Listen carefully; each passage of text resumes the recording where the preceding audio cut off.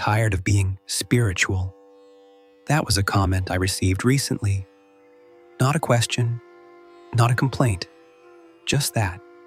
7 words sitting there, and I read it 3 times. Not because it surprised me, because I recognized it. Over the past few weeks, something shifted in the comments here. The videos that got the quietest, most honest responses weren't the ones with the clearest teachings or the most precise explanations. They were the ones where I spoke from somewhere closer in, where I admitted something I hadn't fully worked out yet. And people wrote back. One person said they'd been searching since their early 20s. They're 43 now. Same cycle. Exhausting. Another said, "At 50, I realized I'm going around in circles, learning the same thing over and over."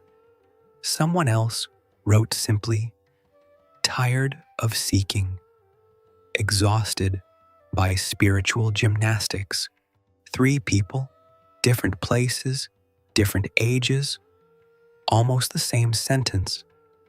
That doesn't happen by accident. I want to talk about what's underneath that exhaustion, as someone who knows what that sentence feels like from the inside. 'Cause I've been that person too. There's a version of the spiritual path that looks like growth. You find the right books, you find the right teachers, you start using a different vocabulary, consciousness, presence, ego, awareness. You can sit in a conversation about the nature of self and hold your own. You feel it, that something is changing, and slowly, without noticing it, you become a type. The spiritual person, the seeker, the one who goes deeper than most people are willing to go. I was that person for years, and the uncomfortable thing I have to say is that I was sincere about it. This wasn't performance. I wasn't trying to impress anyone. I was actually trying, which is exactly why it took so long to see what was happening. Someone in the comments put it in a way I keep returning to. They said, "I've watched a lot of these videos. I understand more and more. But understanding isn't the same as awakening. It feels like I'm back at the beginning. Then what? Then what?" That's the question that doesn't get asked enough, because the whole machinery of the spiritual search runs on the assumption that more will eventually become enough.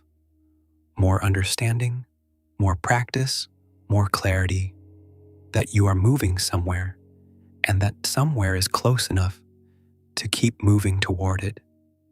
But the people writing these comments aren't describing a lack of understanding. They're describing the opposite. They understand. They've understood for years. And still, the search requires a searcher, and the searcher needs a destination. Take away the destination, and the searcher disappears. But the mind won't let the destination disappear, because the moment it does, the whole project is over. So it keeps moving the horizon, almost there, getting closer. Just one more thing to understand.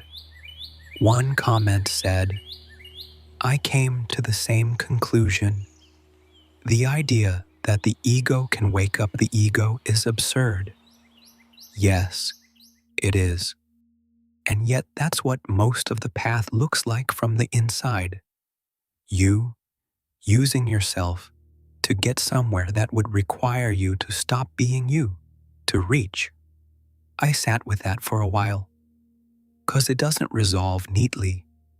It just sits there, a little uncomfortable. What I noticed, looking at the comments, is that the moments people describe as real weren't moments of achievement.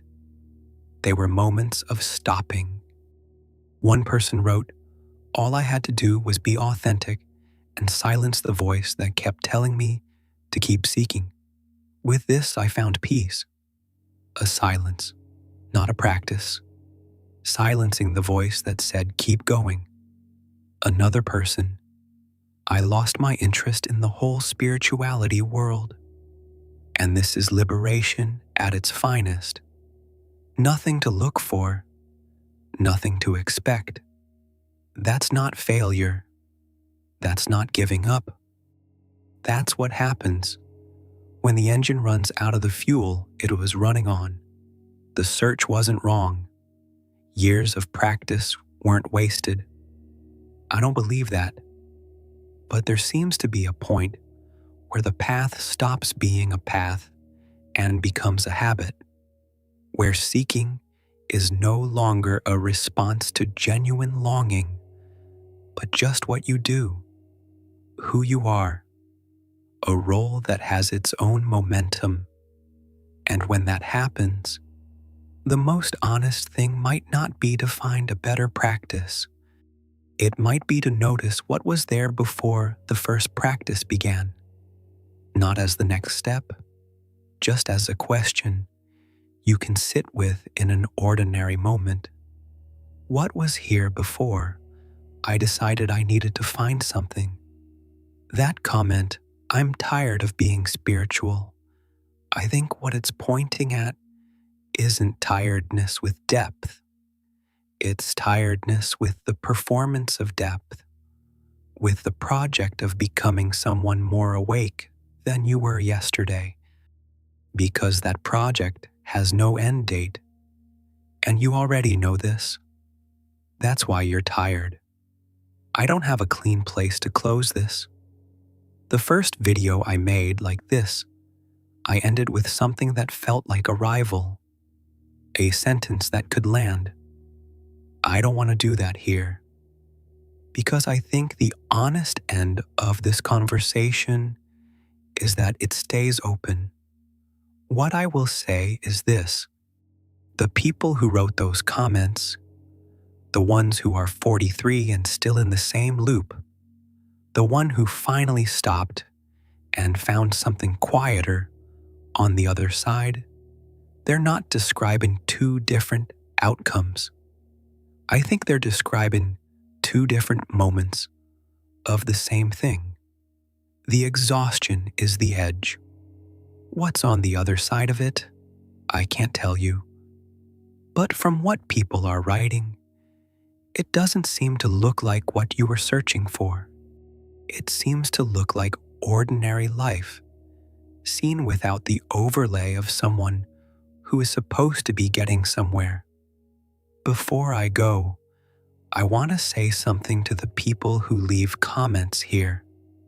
I mean the ones where someone writes out something they've never quite put into words before.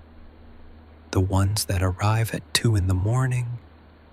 The ones that start with, "I don't know why I'm writing this." Those comments are what made this video possible.